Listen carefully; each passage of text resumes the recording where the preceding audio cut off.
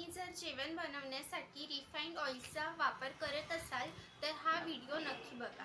Refined oil जसे शेंगदाण्याचं तेल, सोयाबीन, राईस ब्रॅन, सनफ्लॉवर असे जे रिफाइंड ऑइल असतात त्याचे आपल्या शरीराला खूप साईड इफेक्ट्स होऊ शकतात. रिफाइंड ऑइल्स वापरल्यामुळे आपल्या शरीरामध्ये सूज येणं, हार्ट डिसीज, कॅन्सर असे बरेच आजार होऊ शकतात.